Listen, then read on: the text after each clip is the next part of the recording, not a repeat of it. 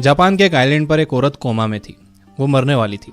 उसे सपना आया कि वो मर गई है और स्वर्ग में पहुंच गई है। वहां उसे अपने पूर्वजों की आवाज़ आती है। वो उससे पूछते हैं कि तुम कौन हो। वो जवाब देती है, मैं मेयर की बीवी हूँ। फिर आवाज़ आती है कि हमने ये नहीं पूछा कि तुम किसकी बीवी हो, हमने पूछा है कि तुम कौन हो। वो कहती है, मैं 4 बच्चों की माँ हूँ। फिर आवाज़ आती है, हमने ये नहीं पूछा कि तुम किसकी माँ हो, हमने ये पूछा है कि तुम कौन हो। उस औरत ने जवाब दिया कि मैं स्कूल टीचर हूँ। फिर से आवाज़ आई, हमने ये नहीं पूछा कि तुम क्या काम करती हो, हमने पूछा है कि तुम कौन हो। इस तरह उस औरत ने कई जवाब दिए। उसने उसका नाम बताया, धर्म बताया, कई बातें बताई, लेकिन वो ये नहीं बता पाई कि वो कौन है। फाइनली उसने कहा कि मैं वो हूँ जो हर दिन अपने परिवार का ख्याल रखने के लिए उठती हूँ।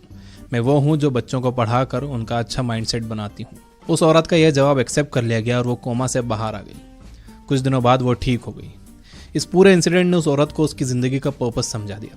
इसके बाद वो अपनी फैमिली की और ज़्यादा केयर करने लगी और बच्चों को और ज़्यादा अच्छे से पढ़ाने लगी। उस औरत को उसका इकिगाई मिल गया था। उसके बाद उस गांव के हर इंसान ने अपना इकिगाई पता करना एक बहुत इंपॉर्टेंट चीज़ मान ली। ये इंसिडेंट जापान के ओकिनावा आइलैंड पर हुआ था। वहाँ पर आज भी हर कोई अपने इकिगाई को ढूंढ कर ही अपनी लाइफ जीता है। आज भी वहाँ के लोग दुनिया के बाकी लोगों से ज़्यादा हेल्दी और खुश होते हैं। वो बीमार भी बहुत कम पड़ते हैं और वहाँ के लोगों की लाइफ भी दुनिया के बाकी लोगों से लंबी होती है। उस गांव की कई चीज़ें बाकी दुनिया के मुकाबले काफ़ी अच्छी हैं। एक्सपर्ट्स के अनुसार इसका रीज़न ये है कि वहाँ के लोग अपना इकिगाई ढूंढकर उसके मुताबिक ही अपनी लाइफ स्पेंड करते हैं। इकिगाई एक जापानीज शब्द है जिसका मतलब होता है रीज़न फॉर बीइंग, यानी कि जिंदा रहने का कारण, जिंदगी का पर्पस, आपका दुनिया में आने का रीज़न। जापानीज मानते हैं कि हर इंसान का कम से कम एक इकिगाई होता ही है, जो उन्हें खुद को समझने के बाद ही मिल पाता है। इकिगाई मिलना बहुत मुश्किल होता है। लोगों की पूरी ज़िंदगी निकल जाती है इसे ढूंढने में। आपका भी एक इकिगाई है और मैं आपको बताने वाला हूँ कि आप कैसे अपना इकिगाई पता कर सकते हो। सबसे पहले हम इकिगाई का डायग्राम बनाते हैं। इस डायग्राम में 4 सर्कल्स के इंटरसेक्शंस हैं और इनमें होते हैं 4 सवाल जिनका जवाब आपको देना है। पहला सवाल, व्हाट यू लव।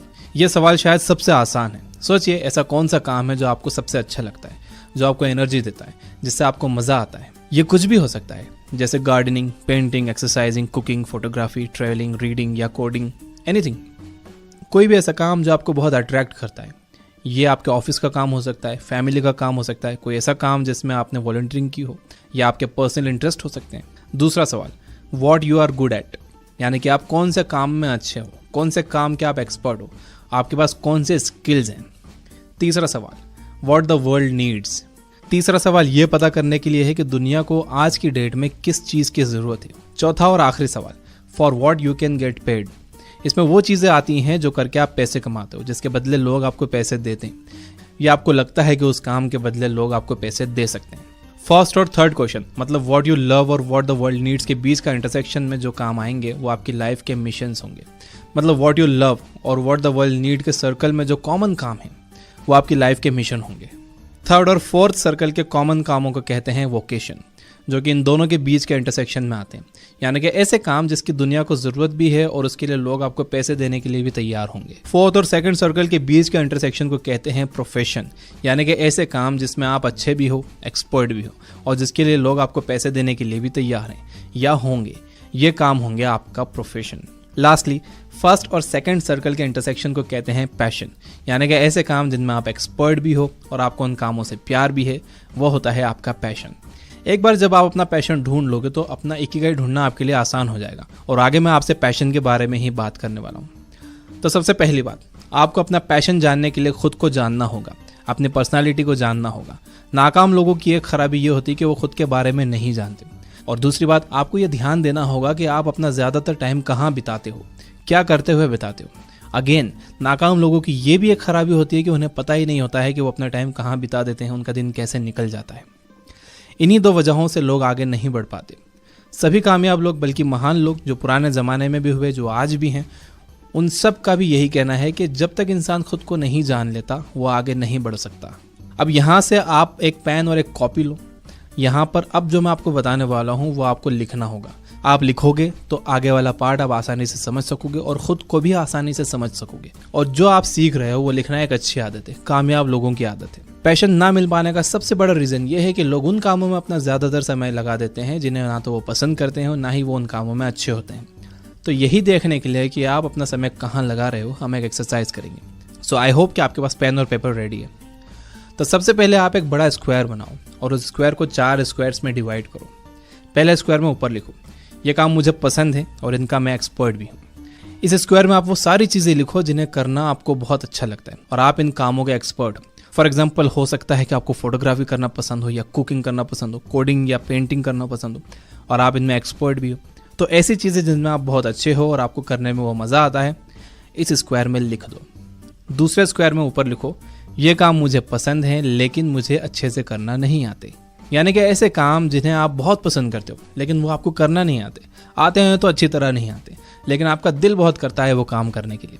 हो सकता है कि आपको कोडिंग अट्रैक्ट करती हो लेकिन आप उसमें अच्छे नहीं हो सकता है कि आपको इंटीरियर डिजाइनिंग पसंद हो लेकिन आप उसमें अच्छे नहीं हो सकता है कि आप एक पब्लिक स्पीकर बनना चाहते हो। तीसरे स्क्वायर में ऊपर लिखो, ये काम मुझे पसंद नहीं है लेकिन ये मुझे करना आते हैं। यानी कि ऐसी चीज़ है जो आपको पसंद नहीं है लेकिन मजबूरी में करना पड़ती है। जैसे कि हो सकता है कि आपको कोडिंग करना पसंद नहीं है लेकिन आप कोडिंग में अच्छे हो और वो आपको एज ए जॉब करना पड़ती है। तो ऐसी चीज़ें सोच कर लिख दो जो आपको पसंद नहीं है लेकिन फिर भी आपको करना पड़ती हैं। चौथे स्क्वायर में ऊपर लिखो, ये काम मुझे पसंद भी नहीं है और ये मुझे अच्छे से करना आते भी नहीं है। यानी कि ऐसी चीज़ें जो आपको पसंद भी नहीं है और आप उसके एक्सपर्ट भी नहीं हो, आपको वो करना भी नहीं आती है, फिर भी आपको ये करना पड़ती है मजबूरी में। जैसे कि आपको अपना रूम साफ़ करना पड़ता है, हो सकता है कि आपको रूम साफ़ करना पसंद ना हो और यह आपको आता भी ना हो। तो इन चारों स्क्वायर्स में आराम से सोच कर अपने जवाब लिखो, कोई जल्दी नहीं। आप ये वीडियो पॉज कर सकते हो। जब आप ये लिख लो तो देखो कि आप अपना ज़्यादातर समय कौन से काम करते हुए बिताते हो। कितना समय आप वो काम करते हो जिसमें आप अच्छे भी हो और वो आपको पसंद भी है, कितना समय आप वो काम करते हो जो आपको पसंद नहीं है। जैसे कि मैंने पहले कहा कि ज़्यादातर लोग जो काम उन्हें पसंद नहीं है वो करने में अपना समय बिताते हैं, इसलिए उन्हें अपना पैशन नहीं मिल पाता। यानी वो लोग नीचे वाले 2 स्क्वायर्स में अपना ज़्यादातर टाइम लगाते हैं। आपको अपना पैशन ढूंढना है तो आपको ऊपर वाले 2 स्क्वायर्स वाले कामों को करने में ज़्यादा टाइम देना होगा। बिना अपनी करंट जॉब को छोड़े हुए आपको ये कोशिश करनी होगी कि आप ऊपर वाले स्क्वायर्स में दिए गए कामों को करने के लिए टाइम निकालो। अब देखो, लॉकडाउन में आपके पास टाइम ही टाइम है। पहले तो बहाना होता था कि मेरे पास टाइम नहीं है। स्टिल अगर आपको लग रहा है कि टाइम नहीं है तो मैं आपको बता दूं, अगर आप टीवी, न्यूज़, सीरियल्स देखना थोड़ा कम कर दोगे तो आपके पास काफ़ी टाइम बच जाएगा। अब हो सकता है कि आपने ऊपर के 2 स्क्वायर्स में कई काम लिखे हों, आपको उन कामों में से सिर्फ उस पर फोकस करना चाहिए जिसको आप ज़्यादा एंजॉय करते हो, जिसको आप बहुत ज़्यादा पसंद करते हो और जिससे आप आगे चलकर पैसे भी कमा सकते हो, और वो काम करके कोई ऑलरेडी बहुत पैसे कमा रहा भी हो। फिर आपको उस काम पर और उस आदमी पर रिसर्च करनी चाहिए कि वो आखिर में ये सब कैसे कर रहा है और आपको भी वैसा ही करना चाहिए। अब जैसे कि मैंने पहले कहा कि अपना पैशन पता करने के लिए आपको खुद को जानना बहुत ज़रूरी है। तो सेकंड एक्सरसाइज जो मैं आपको करवाने वाला हूँ वो एक पर्सनालिटी टेस्ट है। इसे करने के बाद आप खुद को बेहतर तरीके से जान सकोगे। ये एक बहुत फेमस पर्सनालिटी टेस्ट है, इसे कहते हैं डिस्क टेस्ट, DISC। ये पर्सनालिटी टेस्ट बेस्ड है 2 बेसिक ऑब्जर्वेशंस पर। पहला ये कि आप आउटगोइंग हो या आप रिजर्व्ड हो, यानी कि आप बाहर जाना, लोगों से मिलना जुलना ज़्यादा पसंद करते हो या आप घर में रहना पसंद करते हो, बस कुछ खास लोगों के साथ ही टाइम बिताना पसंद करते हो। आउटगोइंग लोग किसी को भी जल्दी से अपना दोस्त बना लेते हैं। ये लोग हमेशा कहीं बाहर जाने के लिए तैयार रहते हैं, बल्कि यही लोग बाहर जाने के प्लान्स बनाने वाले होते हैं और दूसरे लोगों को भी ये अपने साथ शामिल कर लेते हैं। रिजर्व लोग घर में रहना पसंद करते हैं। अगर आपको इन्हें कहीं घूमने ले जाना है तो ये बहुत मुश्किल से मानते हैं। ये बस इनके कुछ खास लोगों के साथ ही अपना समय बिताते हैं और अपनी फीलिंग्स सिर्फ उन्हीं के साथ शेयर करते हैं। डिस्क पर्सनालिटी टेस्ट का दूसरा ऑब्जर्वेशन है कि आप पीपल ओरिएंटेड हो या टास्क ओरिएंटेड। पीपल ओरिएंटेड लोग दूसरों के बारे में ज़्यादा सोचते हैं, दूसरों की केयर ज़्यादा करते हैं। फॉर एग्जाम्पल, अगर एक कंपनी का बॉस पीपल ओरिएंटेड है तो वो ये सोचेगा कि उसके एम्प्लॉयज़ आराम से काम कर पा रहे हैं कि नहीं, उन्हें कोई परेशानी तो नहीं है, किसी चीज़ की कोई कमी तो नहीं है। टास्क ओरिएंटेड लोग टास्क के बारे में ज़्यादा सोचते हैं, वो टास्क की केयर ज़्यादा करते हैं। एक टास्क ओरिएंटेड बॉस ये सोचता है कि काम अच्छे से हो रहा है या नहीं, काम पूरा हो रहा है या नहीं, काम की सही क्वालिटी है या नहीं, काम समय पर हो रहा है या नहीं। इसमें आप कुछ भी सही या गलत मानकर मत बैठना, इसमें कुछ भी सही या गलत नहीं है, ये बस अलग अलग टाइप के बिहेवियर है। तो आप खुद को एक ऑनेस्ट जवाब दो कि आपका बिहेवियर इनमें से कौन सा है। खुद को जज मत करना, ये मत मान लेना कि आप जो जवाब दोगे वो फाइनल होगा। इस टेस्ट से आप बस खुद के बारे में और अच्छे से जान सकोगे, इसलिए ऑनेस्टली खुद को इसका जवाब दो। इन 2 सवालों के जवाब से पर्सनालिटी के 4 टाइप्स निकल कर आते हैं, DISC। अगर आप आउटगोइंग हो और टास्क ओरिएंटेड हो तो आपका पर्सनालिटी टाइप है D, यानी कि डोमिनेटिंग। डोमिनेटिंग लोग टाइम पर काम करते हैं और करवाते हैं, टास्क कंप्लीट करते हैं। एक बार ये जो काम अपने हाथ में ले लेते हैं तो उसे कंप्लीट ज़रूर करते हैं, बीच में नहीं छोड़ते। इन्हें लीडरशिप पोजीशन पर रहना अच्छा लगता है। जो लोग आउटगोइंग और पीपल ओरिएंटेड होते हैं उनका टाइप होता है I, यानी कि इंस्पायरिंग।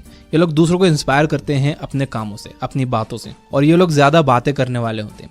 ये लोग आइडियाज़ पर बात करते हैं, ये लोग भाव-ताव करने में अच्छे होते हैं, ये हमेशा दूसरों की मदद करने के लिए तैयार होते हैं, ये पॉजिटिव एटीट्यूड वाले होते हैं। जो लोग रिजर्व और पीपल ओरिएंटेड होते हैं उनका टाइप होता है एस, यानी कि सपोर्टिव। ये लोग सबको साथ में लेकर चलते हैं। इन लोगों को मिलकर काम करना अच्छा लगता है। ये लोग हम्बल होते हैं। ये लोग सेंसिटिव और स्लो भी हो सकते हैं। जो लोग रिजर्व और टास्क ओरिएंटेड होते हैं उनका टाइप होता है सी, यानी कि कॉशियस। इस टाइप के लोग बहुत सावधान रहते हैं, बहुत सतर्क रहते हैं। इनका फोकस क्वालिटी पर होता है। ये काम में परफेक्शन चाहते हैं। इन्हें गलती करना अच्छा नहीं लगता। ये अपने काम के एक्सपर्ट होते हैं।